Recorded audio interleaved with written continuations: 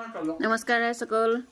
জুনিমণি blog #food ব্লগলৈ আপোনালোকক স্বাগতম জনাইছোঁ আৰু আজি দুপৰীয়া বনাবলৈ লৈছোঁ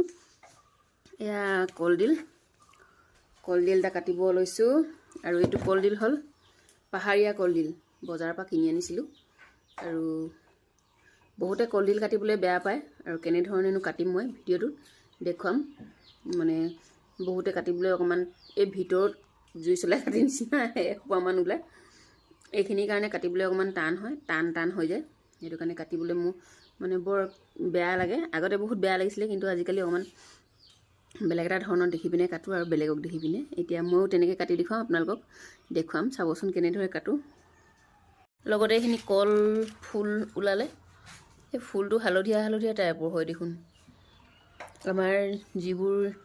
মানে আমাৰ ঘৰত হয় ভীমকলৰ সেইবোৰ এনেকুৱা নহয় বগা হয় আৰু কলডিলটো হালধীয়া টাইপৰে হয়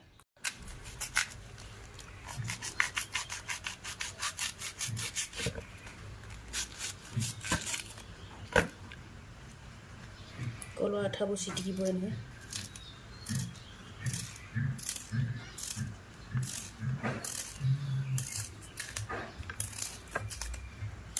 ভিতৰটো হালধীয়া আৰু কলডিলটো কাটিলে সদায় এনেদৰে ফালি লওঁ আজিকালি কাটিবলৈ অকমান সহজ লাগে গোটাকে কাটিলেও হয় বাৰু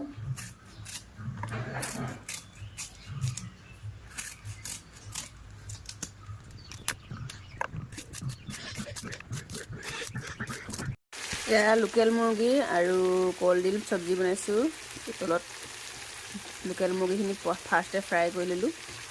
তাৰপিছতে এইখিনিকে দি দিছোঁ কলডিলখিনি লাহেৰি ঘূৰি গৈছে ভৰি লোৱা নাই কাৰণে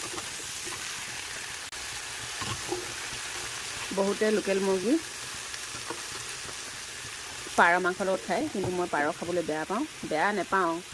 কিন্তু বেয়া লাগে পাৰটো খাবলৈ মাৰিব দিবলৈ বিষ লাগে সেইটো কাৰণে পাৰ মাংস মই কেতিয়াও নাখাওঁ লোকেল লগতে ভাতো বনাইছোঁ ভাত খাই ভাত খাব আৰু ৰুটি খাই ৰুটি খাব এয়া এতিয়া চব্জিখিনি সিজি গ'ল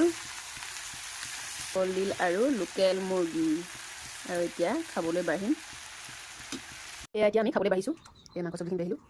এটা ৰুটি বাঢ়ি দিছোঁ লেগ পিচ কলডিল চব্জি আৰু লগতে আছে নেমু কেঁচা নহৰু